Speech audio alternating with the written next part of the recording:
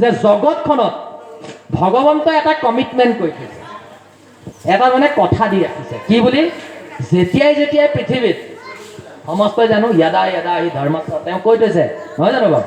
ধৰ্মৰ যেতিয়া গ্লানি হ'ব, অধৰ্মৰ প্ৰাদুৰ্ভাৱ বাঢ়িব, তেতিয়া মই আহিম বাৰু, চিন্তা কৰিব নেলাগে, মই তাক ঠিক কৰিমহি। তদ্ভুত কেতিয়াবা আমাৰ ইউনিভাৰ্ছখনত, ইউনিভাৰ্ছ বুলি ক'লে ব্ৰহ্ম অণ্ড বুলি কয় নহয়নে বাৰু? অণ্ড, আজি আপুনি গীতত কৈছে নহয়, কোটি কোটি অণ্ড ৰোমহৰ্ষণ নহয় জানো বাৰু? প্ৰভুৱে অতি সুন্দৰকৈ কৈছে, যাৰ ৰোমে ৰোমে কোটি কোটি অণ্ড ব্ৰহ্মাণ্ড অহা যোৱা কৰে, সেইজনক নমস্কাৰ কৰি বৰগীত আগবঢ়া হৈছে মাধৱ পুৰুষৰ। গতিকে এই ব্ৰহ্ম অণ্ড মানে কি? য'ত কিবা এটা বস্তুৰ সৃষ্টিৰ প্ৰস্তুতি চলি আছে।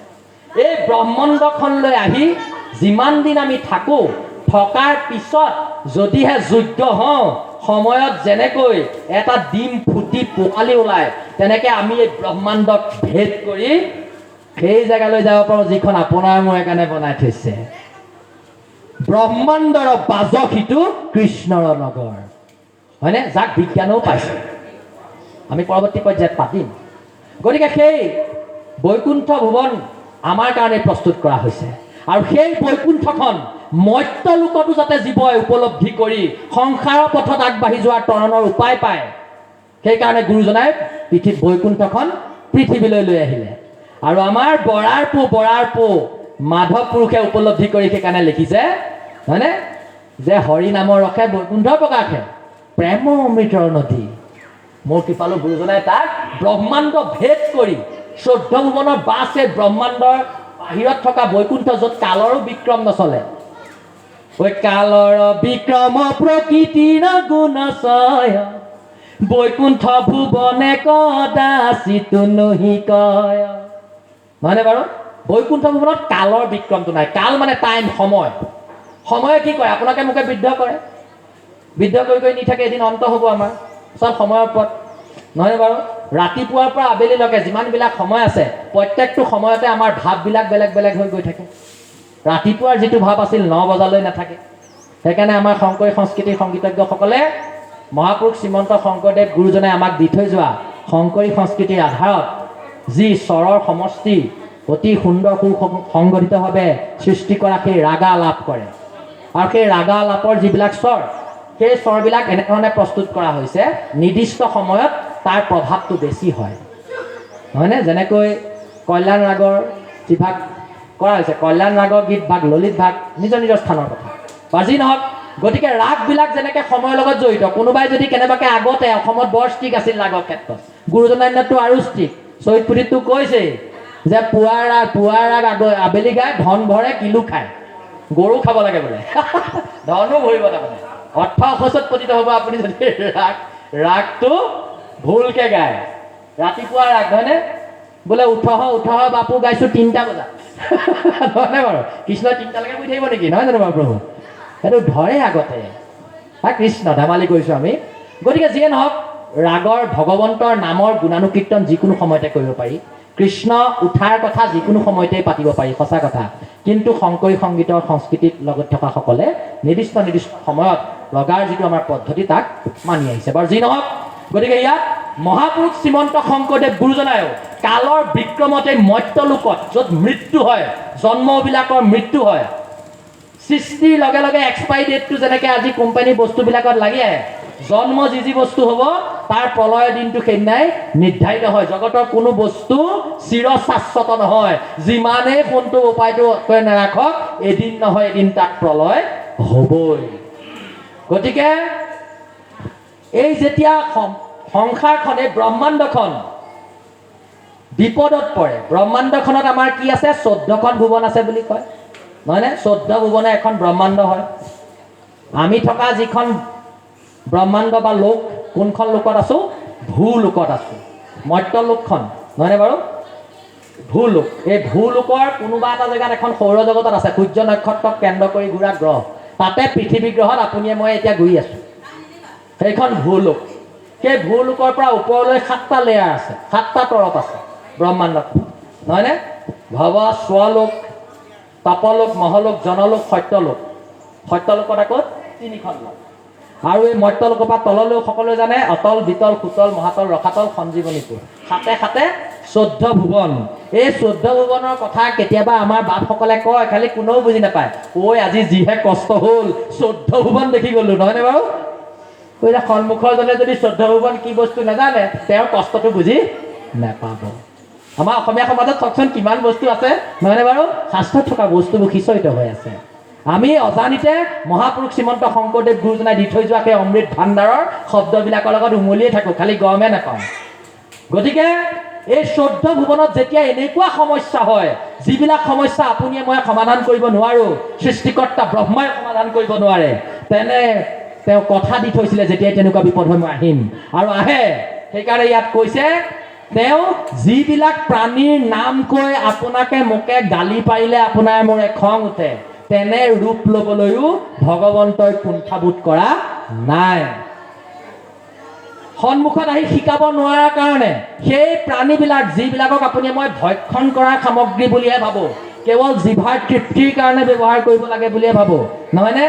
সেই প্ৰাণীবিলাকৰ যে ঈশ্বৰৰে অংশ, তাৰো যে মৰ্যাদা আছে, মনুষ্যৰ খাদ্য হিচাপে গ্ৰহণ কৰিবলৈ তাৰ সৃষ্টি কৰা যে নাই, নহয়নে? তাৰ মহানতাক আমি যাতে উপলব্ধি কৰিব পাৰোঁ, সেইকাৰণে ঈশ্বৰে কিছুমান সমস্যাৰ সমাধান কৰিবলৈ পৃথিৱীৰ লোকত সেই ৰূপবিলাকে অৱতৰণ ঘটিছে। সেইবিলাককে কোৱা হৈছে মৎস্য কুৰ্ম আদি অংশ অৱতাৰ। এতিয়া আপুনি চাওক, আমাৰ কীৰ্তন ঘোষাখনৰ প্ৰথম পাঠটো মেলি দিলেই যিটো কীৰ্তন আছে, হয়নে? তাৰে হৰিটো আমি সদায় কৈয়ে থাকোঁ, জয় হৰি, নহয়নে বাৰু? সেই কীৰ্তনটোৰে প্ৰথম পদটো চাওক, তাত এজন ৰজাৰ নাম আছে, স্বয়ম্ভৱ মনুৰ নাম আছে। আৰু সেই স্বয়ম্ভুৱ মনুৰ পৰাই মানুহৰ কুলটোৰ সৃষ্টি, নহয়নে? সেইকাৰণে মনুৰ পৰাই সৃষ্টি হোৱাৰ কাৰণে ইংৰাজীটো নামটোৰ বেছি পাৰ্থক্য নেদেখে। মেন মনুৰ পৰাই আহিছে, নহয়নে? মনুষ্যা সংস্কৃতত কয়, নহয়নে? মনুষ্যা।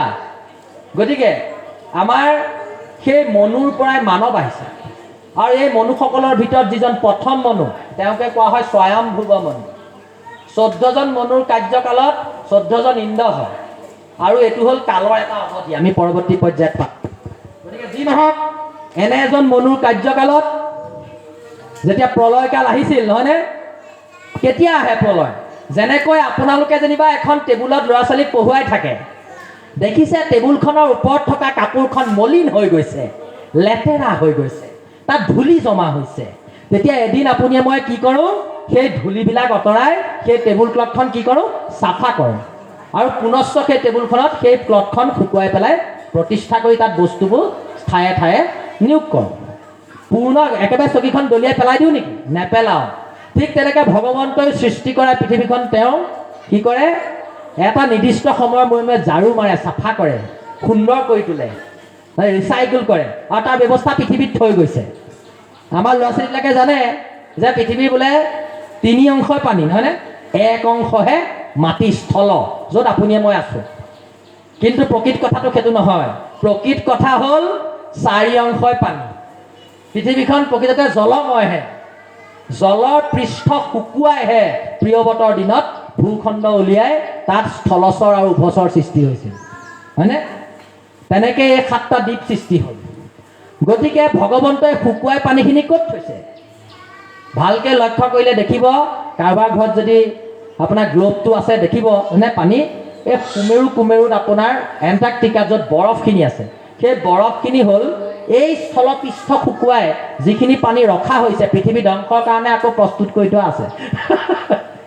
এই বিজ্ঞানীসকলে কেনেবাকৈ গম পালে যে প্ৰভুৱে ধ্বংসৰ কাৰণে প্ৰস্তুত কৰি থকা এই বৰফখিনি অকণ অকণ গলিছে। সেইকাৰণে বৈজ্ঞানিকবিলাকে মনে মনে কি কৰিছে গম পায়নে? আমাৰ গ্ৰহটোতো শেষ কৰিলোৱে আমি, এই বেলেগ গ্ৰহটো কেনেবাকৈ থাকিব পাৰি নি, মাটি বিচাৰি আছে, বুজিছে? তেওঁলোকেও গম পাইছে ডিউ টু গ্ল'বেল ৱাৰ্মিং, গোলকীয় উষ্ণতা বৃদ্ধিৰ কাৰণে সেই বৰফ খণ্ডবোৰ গলিবলৈ লৈছে লাহে লাহে, আৰু যদি সম্পূৰ্ণ গলি যায় তেতিয়া পৃথিৱীৰ সমস্ত ভূখণ্ড যি এতিয়া দৃশ্যমান হৈ আছে 7টা দ্বীপ, তাক জলেৰে আবৃত্ত কৰি পেলাব।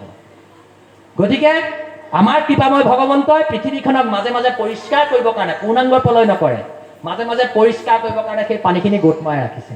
তদ্ৰূপ এই সত্যৱত ৰজা, যাক কীৰ্তন ঘোষাৰ প্ৰথমতে উল্লেখ কৰা হৈছে, নহয়নে বাৰু?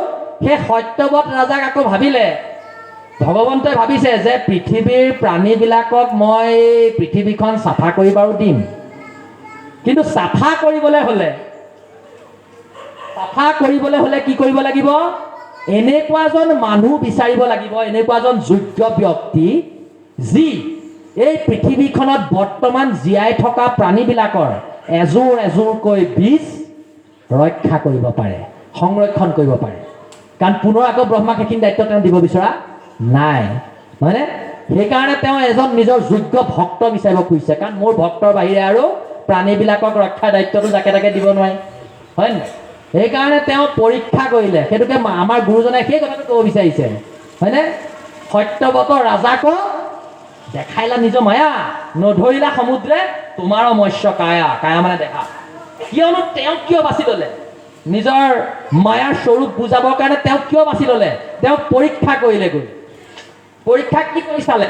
তেওঁৰ হস্তলৈ তেওঁ মৎস্য হৈ পেলাই উঠিলে। উঠাৰ পিছত কি কৰিলে?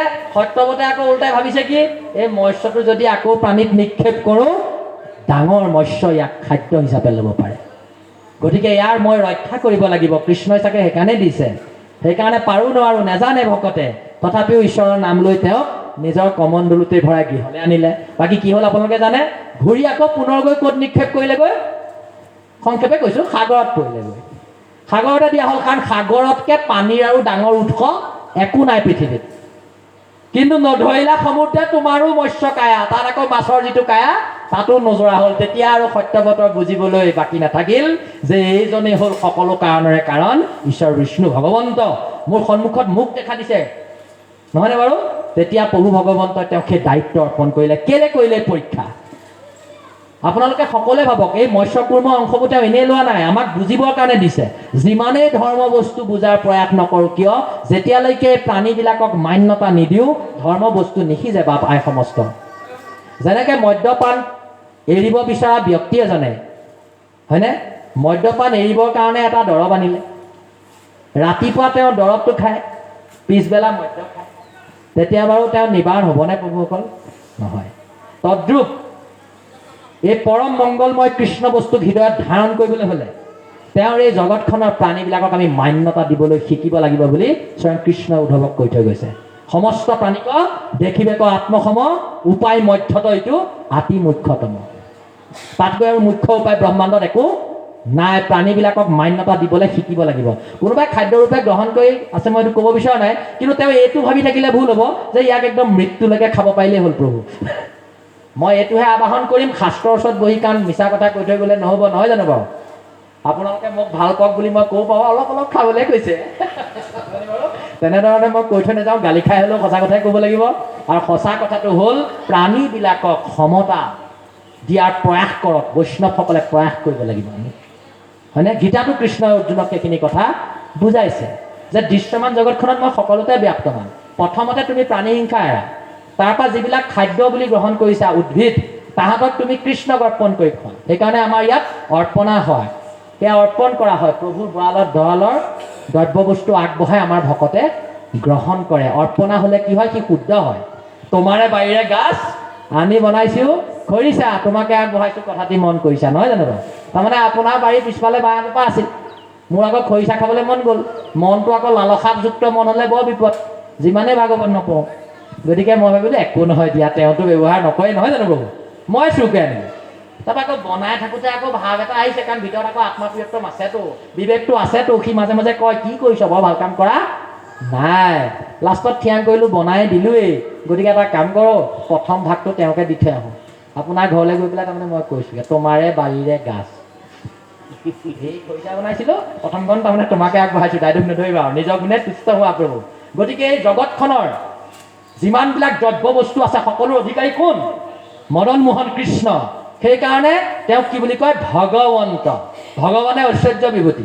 এই জগতখনৰ সকলো বস্তুৱে তেওঁৰ গৰাকী, সেইকাৰণে তেওঁ হ'ল ভগৱন্ত, হয়নে? তেওঁ নাথ, সকলোৱে গৰাকী জগন্নাথ। কিন্তু আমি তেওঁতকৈ ধনী, কাৰণ আমি হ'লো নাথৱন্ত। কৃষ্ণ অ হৰে অ হৰাম। এই তেষ্টাডাল আকৌ লগাই চাইছোঁ দেই। কৃষ্ণ হৰি ৰাম। গতিকে বাৰু কৃষ্ণ হৰি ৰাম।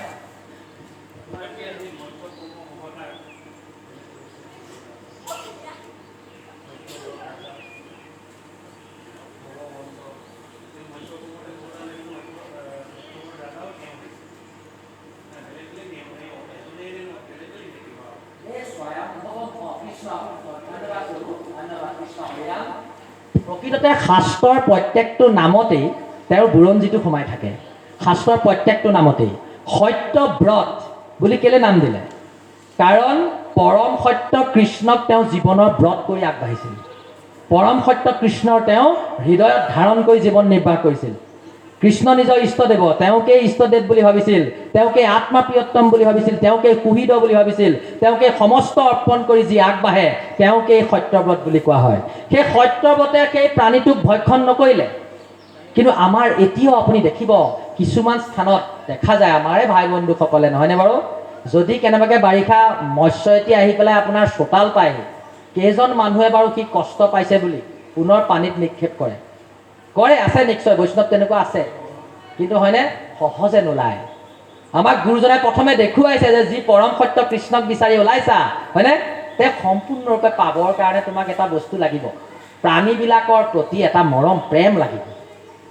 আপুনি ভাগৱত অধ্যয়ন কৰিছে, এতিয়া উদাহৰণস্বৰূপে চাওক, আমাৰ ইন্দ্ৰদুম্ন ৰজা, তেখেতে মন্ত্ৰ উচ্চাৰণ কৰি পাঠ কৰি আছে, কিন্তু তৃষ্ণাটোৰ ভোকাটোৰ প্ৰাণী এজনে তেওঁক নিমন্ত্ৰণ কৰি থকাটো তেওঁ নিজৰ কাৰ্যৰ পৰা নুঠিল কাৰণে পৰৱৰ্তী পৰ্যায়ত হস্তীৰ যোনি প্ৰাপ্ত হ'ল বুলি শাস্ত্ৰই কৈছে, নহয়নে বাৰু? গতিকে ধৰ্ম বস্তু জগতৰ কল্যাণৰ কাৰণে, সৃষ্টিৰ কল্যাণৰ কাৰণে, নহয়নে? আৰু সৃষ্টিৰ কল্যাণ বুলি ক'লে কেৱল মানুহৰ উদৰ পোৱাটো নুবুজায়, সমস্ত প্ৰাণীৰে কল্যাণ হ'ব লাগিব। আজি আমি চৰকাৰ এখন প্ৰতিষ্ঠা কৰি মাটি বাৰীবিলাকৰ নামত নিজৰ নামত কৰি লৈছোঁ, সঁচা। কিন্তু যদি প্ৰাণীবিলাকে মাতিব পাৰিলেহেঁতেন প্ৰভুসকল, বাপসকল, তেওঁলোকেও এখন এখন দলিল লৈ আহিলেহেঁতেন, নহয়নে বাৰু? অকণমান অংশ মোকো দিয়া, 1 লাখ পৰুৱা আছে মোৰ বংশত, তোমাৰ ঘৰৰ আমজোপা কিন্তু এটাডাল মোক দিব লাগিব, নহয়নে বাৰু? তোমালোকে দুজন ককাই ভাই মিলিজুলি থাকিব নোৱাৰা, আমাৰ 1 লাখ পৰুৱা একেলগে মিলিজুলি থাকোঁ। তাকো আকৌ তোমালোকে আকৌ জ্বলাই দিয়া নহয় মাঘৰ বিহুত নি পেলাই কিছুমান মানুহে নিয়মৰ নামত, পৰম্পৰাৰ নামত জ্বলাই পেলাই তাৰ টোপ নহয়, সেইবিলাক হ'ল তেওঁলোকৰ অন্ধ, নহয়নে বাৰু? তাকে ধ্বংস কৰি আপুনি মই আমাৰ অনুষ্ঠান আৰম্ভ কৰোঁ আৰু তাক আমি সংস্কৃতি আৰু কৃষ্টিৰ নাম দিওঁ, নহয় জানো বাৰু? তাৰ সংস্কাৰৰ কাৰণে ভাগৱত, তাৰ সংস্কাৰৰ কাৰণে এই ভাগৱততে অৱতাৰ পৰ্ব, ভগৱন্তৰ অৱতাৰ পৰ্ব, ভকতৰ লীলা। এই সত্যৱত আৰু স্বয়ম্ভৱ মনু একেজনেই পাপ। ইয়াক এই স্বয়ম্ভৱ মনু আৰু সত্যৱত একেজনকে কোৱা হৈছে। ভাগৱতৰ মাজলে যেতিয়া আমাৰ এই কথা ওলায়, তাত এই কথাবিলাক স্পষ্ট হ'ব। বা যাই নহওক, ইয়াত গতিকে আমাক কোৱা হৈছে এইবিলাক অংশ অৱতাৰ, নহয়নে বাৰু? তেওঁ আমাৰ কল্যাণৰ কাৰণে লৈছে। সেইকাৰণে চব আপোনালোকৰ সন্মুখত এই বাংময় মূৰ্তি প্ৰতিষ্ঠা কৰিবৰ কাৰণে আসনৰ তলত কি আছে? কশ্যপ আছে, হয়নে? কশ্যপ। কাছৰটো গতি বহুত ধীৰ। কাছটোক যদি অলপ আপুনি গৱেষণা কৰে, চাই প্ৰকৃতিলৈ, তেতিয়া বুজি পোৱা যাব যে কিয় আমাৰ এই আসনত সেই কাছক স্থান দিয়া হৈছে, হয়নে? ই পাপময় হস্তিক, এই সংসাৰখন পাপময়, আপুনিয়ে মই জানি অজানিতে বহুত পাপ কৰিছোঁ। সেই পাপ কৰি আমি আগবাঢ়ি গৈছোঁ, হয়নে? কিন্তু কাৰ প্ৰভাৱত আমি আগবাঢ়ি যাবলৈ সক্ষম হৈছোঁ? নাম সিংহৰ প্ৰভাৱত। তাক উপলব্ধি কৰাবলৈ সেই কশ্যপক তাত স্থান দিয়া হৈছে। আৰু কশ্যপৰ বিষয়ে গীতাত কি কৈছে? কুৰ্মু সংজ্ঞা নিব সৰ্বস্যাহা। কুৰ্মই যেনেকৈ নিজৰ ইন্দ্ৰিয়বিলাকক মানে নিগ্ৰহ কৰে বিপদৰ সময়ত, বজ্ৰপাত পৰিছে, কোনোবাই খেদি আহিছে, লাহেকৈ কি কৰে? ইন্দ্ৰিয়বোৰ চপাই আনে। তদ্ৰূপ আমাকো তেনে এটা সংযমী জীৱন যাপন কৰাৰ প্ৰয়াস কৰিবলৈ ইংগিত দিছে। আৰু বেছি কষ্ট কৰিব নালাগে, তাৰ কাৰণে যোগাভ্যাস কৰিব নালাগে, নাম সিংহক লৈ থাকিলে হ'ল। নাম লওঁতে লওঁতে মনুষ্য সংযমী হৈ পৰিব। ইন্দ্ৰিয়বিলাক কৃষ্ণৰ কামত লগাবলৈ কৈছে, বান্ধি থবলৈ কোৱা নাই। যোগাভ্যাসত আগতে কি কৰে? ইন্দ্ৰিয়বিলাকক বান্ধি থোৱা হয়। আৰু জানেই আপোনালোকৰ ঘৰত চিলিণ্ডাৰ আছে নহয়, এসকল চিলিণ্ডাৰত থকা গেছটোক লিকুইড পেট্ৰলিয়াম গেছ কয়। অতি বেছি প্ৰেছাৰত থাকে, যদি সেইটো ফুটে কি হ'ব বাৰু? আগত হয়নে? বিস্ফোৰণ হ'লে কি হ'ব? ঘৰৰ বহুতৰ মৃত্যু হ'ব পাৰে, অধিক চাপত থকা বস্তু। গতিকে আমাৰ ইন্দ্ৰিয়বিলাকক কৃষ্ণ গুৰুজনাই বান্ধি থবলৈ কোৱা নাই। বান্ধি থোৱা, আণ্ডাৰ প্ৰেছাৰ ৰাখা, নহয়নে? নিবৃত কৰি ৰাখা, নাচাবা, এইটো নকৰিবা, নহয়। তুমি নাম লোৱা আৰু নিজৰ ইন্দ্ৰিয়বিলাকক জগতৰ স্ৰষ্টাৰ ভগৱন্তৰ কৃত্যৰ কাৰ্যত লগোৱা। এই বাপে সেইকাৰণে শেষত সেৱালৈ কি কৈছে? মুখে লৌক নামত তব, নহয় জানো বাৰু? কৰ্ণে তব কথা, হৃদয়ত পাদ পদ্ম থাকুক সৰ্বথা। প্ৰভু, মোৰ মনটো যাতে ভোগত নাযাওক, ভক্তিৰ মাৰ্গত যাওক। আৰু সেই ভক্তি মাৰ্গৰ প্ৰচাৰৰ কাৰণে এই শাস্ত্ৰ। গতিকে এই শাস্ত্ৰৰ মাধ্যমেৰে সকলো জগতৰ কল্যাণ হয় বুলি ইয়াত ঘোষণা দিয়া হৈছে। আৰু সহস্ৰবাৰ হাজাৰবাৰ গ্ৰন্থকৰ্তাই প্ৰণাম কৰি আমাক এই শাস্ত্ৰ আৰম্ভণি কৰিবলৈ ওলাইছে। আপোনালোকে চাগে ভাবিছে, হয়নে? প্ৰথম মুখনিতে ইমান কথা ওলাইছে, আচলতে ইমান কথা নাই, একোৱেই কথা ওলোৱা নাই নহয়নে বাৰু? প্ৰকৃততে এইখন সাগৰটোতো আপুনি আৰু বাল্টিঙে সিঁচিব নোৱাৰে, মগাই সিঁচিব নোৱাৰে, মই চামুচে কি সিঁচিম গতিকে আপোনাৰ যি নহওক, প্ৰথমতে ট্ৰেইনখন যেনেকৈ অসমৰ পৰা ওলাই যাওঁতে বৰ ৰাখে নহয়নে বাৰু?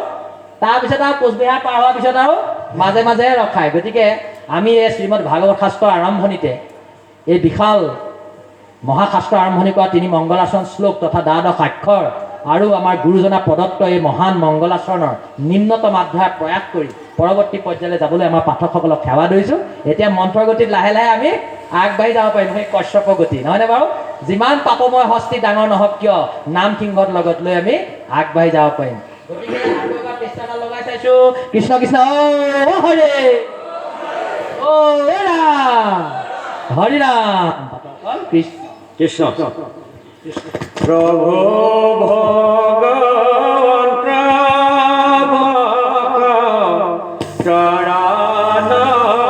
চৰণনিধি হৰি স্মৰণে ভৰহু কহিদি পৰীক্ষিত দ্বাদশ স্কন্ধৰ কৃষ্ণৰ চৰণে বনে কিংকৰ কৃষ্ণৰ ভূত সংবাদ প্ৰথম স্কন্ধৰ পৰা দ্বাদশ পৰ্যন্তে কহিলা ৰাজাত মহা মুনীন্দ্ৰ মহন্তে সংক্ষেপ কৰিয়া উদ্ধাৰিয়া তাৰ হাড় শংকৰে ৰচিলা কৃষ্ণ চৰিত্ৰ প্ৰয়াৰ আঠাই সহস্ৰী বেদত প্ৰধান বিষ্ণুৰ নৈমিক ক্ষেত্ৰ মহাপুণ্য স্থান মান্য কৰি তিলা সত্ৰ তথা শুনক প্ৰমুখে শুনে ভাগৱত কথা কৃষ্ণ আমাৰ কৃষ্ণৰ গুণানুকীৰ্তনে পৰিপুষ্ট শ্ৰীমদ ভাগৱত শাস্ত্ৰৰ আৰম্ভণিতেই আমাক এটা ইতিহাসে ঢুকি নোপোৱা কাৰণে ইয়াক পুৰাণ বুলি কোৱা হয়। ইতিহাসে ঢুকি নোপোৱাৰ বাবে পুৰাণ। আজিৰ পৰা 4,500 প্ৰায় 5,000 বছৰ আগত জগতৰ কল্যাণৰ কাৰণে ভাগৱত শাস্ত্ৰক যেতিয়া পৃথিৱীলৈ অনাৰ প্ৰস্তুতি চলিছিল, অনা হৈছিল, প্ৰথম ইয়াক প্ৰচাৰ কৰিবৰ কাৰণে, এই 7টা দ্বীপত প্ৰচাৰ কৰিবৰ কাৰণে দায়িত্ব অৰ্পণ কৰিছিলে ব্যাসমুনিয়ে নিজৰ পুত্ৰ শুকমুনিক। আমি সকলোৱে জানো। আৰু শুকমুনিয়ে ভাবিছিল যে যিহেতু পৃথিৱীৰ 7টা দ্বীপত ঋষিমুনিসকলেহে ধৰ্মৰ বিধানবিলাক এই জগতত প্ৰদান কৰে, গতিকে কৃষ্ণমুখী চেতনা ভূমণ্ডলত প্ৰচাৰ কৰিবৰ কাৰণে ঋষিমুনিবিলাককেই মাতি অনা হওক। সেইকাৰণে তেওঁ এখন কনফাৰেন্স, এখন সভা আহ্বান কৰিছিল নৈমিষা অৰণ্যত। আৰু সেই অৰণ্যত কি কৰা হৈছিল? প্ৰথম 7টা দ্বীপৰ সেই মহান ঋষিসকল 60,000 ঋষিক প্ৰথম নিমন্ত্ৰণ দিয়া হৈছিল প্ৰথমখন সভাত। আৰু 60,000 ঋষিক 12টা স্কন্ধ 18,000 শ্লোক আৰু 335টা অধ্যায় সম্বলিত পুৰাণ সূৰ্য শ্ৰীমদ ভাগৱত শাস্ত্ৰ শুকমুনিয়ে শুনাইছিল। ঋষিমুনিসকলৰ মনৰ মল অতৰোৱাৰ প্ৰয়াস কৰিছিল, কিন্তু জাত গৰ্ব আৰু কুল গৰ্ব আৰু জ্ঞান মাৰ্গ কৰ্মকাণ্ড ক্ৰিয়াকাণ্ডক প্ৰাধান্যতা দিয়া সেই ঋষিমুনিসকলে যেতিয়া ভাগৱত শাস্ত্ৰৰ পাঠ অনুষ্ঠান আলোচনা অনুষ্ঠান সমাপ্তি ঘটিল, শুকমুনিৰ কাষলৈ গৈ ক'লে যে আমি বিৰাট আনন্দ পালো শুনি, বহুত আনন্দ লাগিল, কিন্তু হে প্ৰভু আমাৰ কিন্তু একো কণ্ঠস্থ নহ'ল, একো মনত নাথাকিল। নহয়নে? মন এনেই শত্ৰু, মুহূৰ্ততে পৃথিৱীৰ আটাইতকৈ বেগী কোন আপোনালোকে গম পায়? বিজ্ঞানৰ মতেতো আপোনাৰ কাক বুলি কয়? পোহৰক কয়। 3 × 10⁸ মিটাৰ/ছেকেণ্ড। 1 ছেকেণ্ডত কিমান হাজাৰ হাজাৰ কিলোমিটাৰ সি গতি কৰিব পাৰে। কিন্তু তাতকৈ বেগী আকৌ আমাক এটা দিছে, যাক আমি আপুনি মই কেনেকৈ ৰাখিম এতিয়া? মন। নহয়নে? বায়ুতকৈও বেগী, পোহৰতকৈও বেগী, নহয়নে? গতিকে তাকনো কেনেকৈ বাৰু, হয়নে? কিনো দোষ আমাৰ বাৰু? গতিকে মনক ৰাখিব নোৱাৰি। মনক কৃষ্ণৰ চৰণত ৰাখিবলৈ হ'লে সেইকাৰণে উপায় হ'ল ভাগৱত, অন্য উপায় নাই বুলি কোৱা হৈছে। গতিকে ভাগৱতক এই শুকমুনিয়ে সেইকাৰণে ঋষিমুনিসকলৰ উপলব্ধি কৰিব পাৰিলে যে এখেতসকলে নিজৰ মনটো ঈশ্বৰক এতিয়াও এৰিব পৰা নাই, এতিয়াও কুলগৰ্ভ বিনাশ ঘটা নাই। সেইকাৰণে শুকমুনিয়ে ক'লে যে তোমালোককেই যদি 18,000 শ্লোক আৰু এই 12 স্কন্ধ মই পঢ়ুৱাই থাকোঁ, তেতিয়াহ'লে 7টা দ্বীপত প্ৰচাৰ কৰাৰ মোৰ কি উদ্দেশ্য থাকিব? পৃথিৱীত ভাগৱত প্ৰচাৰৰ একমাত্ৰ উপায় তোমালোককে বুলি ভাবিছিলোঁ। বেদাদি শাস্ত্ৰৰ লগত দীৰ্ঘকাল ধৰি তোমালোক জড়িত আছা, তোমালোকৰ মাধ্যমেৰে ধৰ্ম বস্তুক জগতে গ্ৰহণ কৰিছে। গতিকে প্ৰথমতে সেইকাৰণে তোমালোকক শুনাব বিচাৰিছিলোঁ, আৰু তোমালোকেই কিন্তু ইয়াক ভালদৰে নুশুনিলা, নোৱাৰিলা ৰাখিব মনত। সেইকাৰণে তোমালোকে অস্পৃশ্য বুলি গণ্য কৰা, বিশ্বৰ অস্পৃশ্য বুলি গণ্য কৰা, যাক স্থান দিব নিবিচাৰা তোমালোকে সমাজত, নিজে নিজে স্বয়ম্ভু নীতি প্ৰস্তুত কৰি যাক তোমালোকে সমাজত স্থান দিয়া নাই, তেনে এজন কিন্তু উপস্থিত ব্যক্তিয়ে সেই সমস্ত জ্ঞান ভাণ্ডাৰ শ্ৰীমদ ভাগৱত গ্ৰন্থত কণ্ঠস্থ কৰি হৃদয়স্থ কৰিবলৈ সক্ষম হৈছে। আৰু ইয়াত বৰ্তমান মই দিব্য জ্ঞানেৰে তাক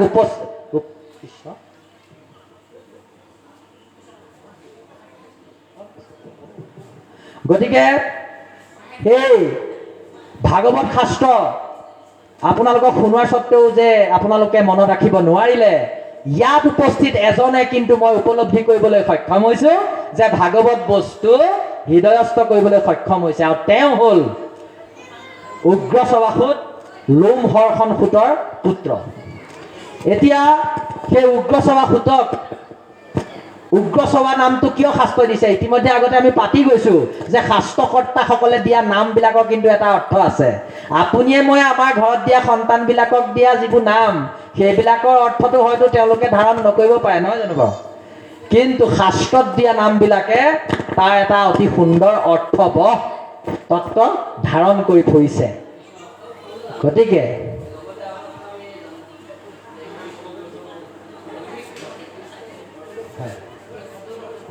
হয় কৃষ্ণ। বিভিন্ন পুৰাণত নৈমিষা শব্দৰ অৰ্থ বেলেগ ধৰণে দিয়া হৈছে। ব্ৰহ্মাণ্ড পুৰাণত কোৱা হৈছে যে এবাৰ ঋষিমুনিসকলে ব্ৰহ্মাৰ পৰা এনে এখন পৃথিৱীত ক্ষেত্ৰৰ কথা বিচাৰিলে, জানিব বিচাৰিলে, যিখন ক্ষেত্ৰত তেওঁলোকে আধ্যাত্মিক আলোচনা পাতিব পাৰে, জ্ঞান যজ্ঞ কৰিব, জ্ঞান যজ্ঞ বুলি কয়। তেতিয়া সৃষ্টিকৰ্তা ব্ৰহ্মাই ভগৱন্তৰ দ্বাৰা নিৰ্মিত এটা চক্ৰক তাত প্ৰেৰণ কৰিলে, আৰু সেই চক্ৰৰ নিমিখণ্ড য'ত পৰিব, হয়নে, সেই পৰম পবিত্ৰ স্থানতেই তোমালোকৰ আলোচনা আগবঢ়াব পাৰিবা বুলি কোৱা হ'ল। এনেকৈ কোৱা হৈছে। বিভিন্ন পুৰাণত নৈমিষাৰণ্য ক্ষেত্ৰৰ বিভিন্ন ধৰণে ব্যাখ্যা দিয়া হৈছে, কিন্তু আমি ইমানটো জনাটো ভাল, সেই ক্ষেত্ৰতেই আপোনাৰ যুগ যুগ ধৰি ঋষিমুনিসকলৰ আলোচনা চলিছিল। আৰু সাধাৰণতে প্ৰাচীন যুগত সেইকাৰণে উপনিষদ শব্দৰ সৃষ্টি হৈছে।